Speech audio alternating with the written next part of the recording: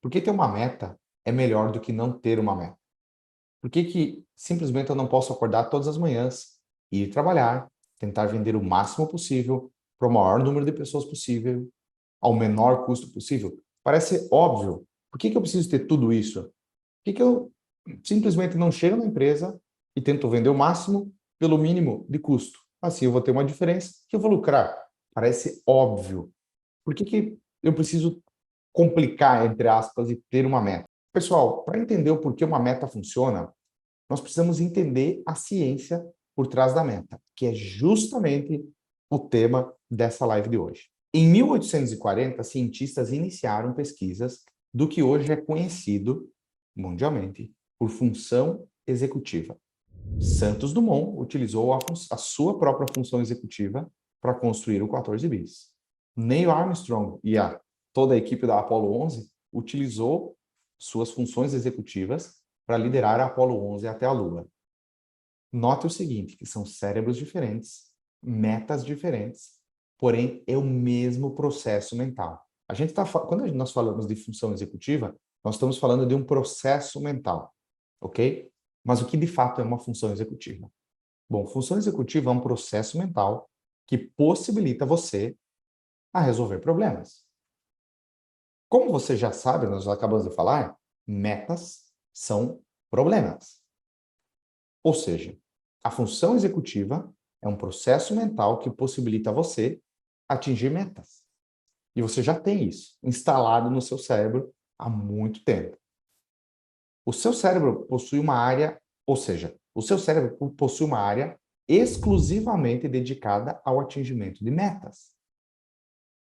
E ela chama-se lobo frontal. Pessoal, isso tudo que eu estou falando, eu não inventei, ok? Tá aqui, ó. US National Library of Medicine, National Institute of Health, ok? Eu vou deixar aqui nos comentários o link do US National Institute, ok? Para vocês conferirem esse estudo e essa matéria. Mas essa parte do nosso cérebro, esse lobo frontal, é justamente a parte onde tem maior atividade cerebral quando o nosso cérebro está buscando resolver problemas. Ou seja, quando o nosso cérebro está buscando atingir metas. Eu vou mostrar para vocês como isso funciona. Eu vou ter que fazer um pouco rápido as perguntas, então fiquem atentos. Vamos lá, rapidinho. Quanto é 2 mais 2? Agora, por favor, respondam com a mesma velocidade a seguinte pergunta.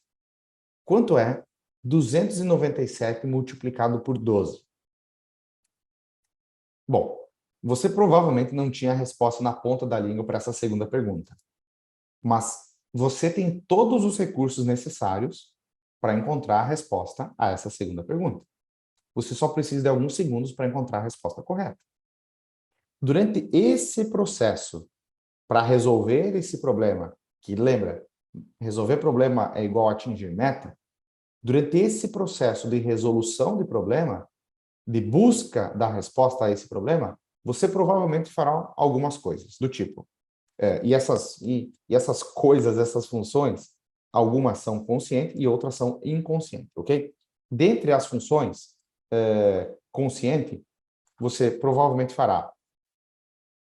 Você vai pausar esse vídeo, essa live, você vai tentar pegar papel e caneta, você vai pegar o seu celular, ou você vai tentar rabiscar em algum lugar, ou você vai tentar multiplicar 12 por 300, depois você vai provavelmente tentar multiplicar 12 por 3, aí você vai pegar o resultado da segunda multiplicação e subtrair da primeira, enfim, você pode utilizar uma série de funções ou de estratégias ou de ferramentas para encontrar a resposta a essa pergunta. Mas você tem todos os recursos para encontrar a resposta a essa segunda pergunta. Agora, algumas funções que você pode utilizar podem ser inconscientes. Por exemplo, geralmente são três, ok? Eu vou explicar cada uma delas. Primeiro, o seu cérebro pode utilizar a sua memória de trabalho. Esse é o primeiro item da função executiva, memória de trabalho. A memória de trabalho, basicamente, é a memória RAM do computador, ok? É uma memória de curtíssimo prazo.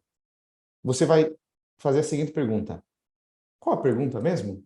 Qual é o problema mesmo que eu tenho que resolver? Qual é a meta mesmo que eu tenho que resolver? Qual que é A solução para qual problema eu estou buscando? Essa é a memória de trabalho, ok? Essa memória de curtíssimo prazo. Em seguida, depois que você lembrar, qual é a pergunta? 297 multiplicado por 12? Ok. Depois que você fizer isso, inconscientemente, seu cérebro poderá utilizar um mecanismo chamado controle inibitório. O controle inibitório irá, basicamente, entre aspas, desligar alguns estímulos externos a fim de aumentar o seu foco. Então, por exemplo, é o seguinte, você está dirigindo seu carro, ok? Sei lá, o seu marido, esposa, filho, filha, alguém está do seu lado e espirra, ou toca o telefone, ou acontece qualquer coisa. Como você está dirigindo o carro, você sabe que você precisa ficar concentrado na estrada, não pode tirar os olhos da estrada. Então, o controle inibitório vai impedir, ou pelo menos restringir, que você tire os olhos da estrada e olhe para o telefone, ou que olhe para a pessoa que está do seu lado, ou que distraia você.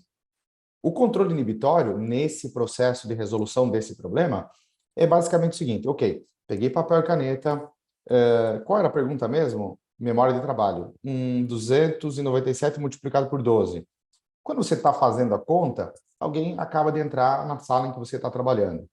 Ou toca o telefone, ou toca a campainha, ou acontece qualquer coisa. O controle inibitório vai desligar ou diminuir esses estímulos a fim de aumentar o seu foco à resolução desse problema. Pessoas que têm déficit de atenção têm exatamente problema, uma deficiência no controle inibitório, ok? Então se distraem muito facilmente, ok? Então esse é o controle inibitório. E por fim, o seu cérebro irá utilizar o que é chamado de flexibilidade cognitiva, para tentar novas abordagens a fim de chegar à resposta correta. Então, por exemplo, pausou o vídeo, pegou papel e caneta. Qual era a pergunta mesmo? Memória e trabalho. 297 multiplicado por 12. Foquei aqui, tenho que resolver esse problema.